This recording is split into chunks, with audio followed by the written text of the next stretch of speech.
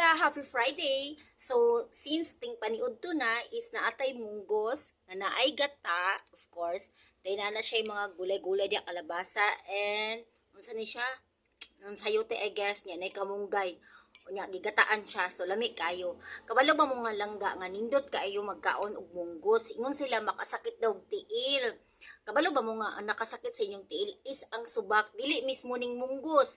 Kay kaning munggos is nindot kaayo sa atong health. Kay daghan kay ni siya contain nga vitamin B6. O ka remember mo alang B612? O kanang B612 nanay vitamin 6. O B6 o muna siya ang contain aning munggos. Nya nani siya iron, ay calcium.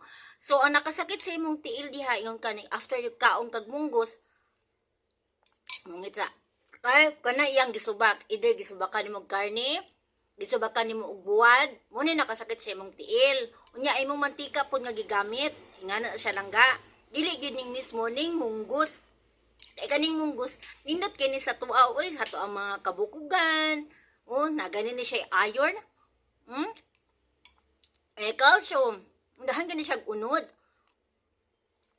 So karon manggod, hangkay ka ng madok mo kaon og munggos kay malakita gid lang katiilan ang imong gisubak gid mismo ang hinungdan ngano nagsakit na imong mga tiil dira langga.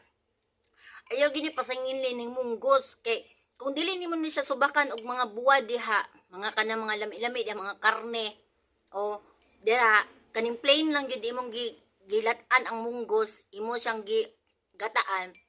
Dili gina mo sakit imong tiil. Ning sakit na siya tungod sa imong gisubak. Mo ginaklarohon lang ginano kay daghan jud kay nangaon aning munggos ba di na kay especially kana mga nay arthritis na ang munggos yung gipasingnan kay alangan gisubakan man nimo diha og dagko kay mga buwad.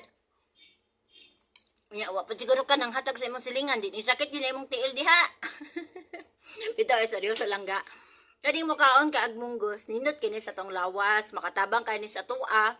Unya dili gini tanuod nga ang kaniyang munggos is hinungdan nga nagsakit ay imong tiil. Ang imo yung mismong gisubak. O kung unsay gisubak nimo dira. Unya, hili pa yung kay kag mga tagay, hili pa kay kag kaog pan sa lechon, hili pa kay kag kaog tuna, barilis, mga lamang loob, mga karne, tilapia, bangus, unsa pa ba?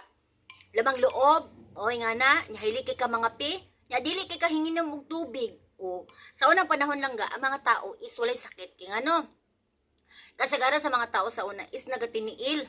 O, diya sa bato ka ng bato-bato bitaw.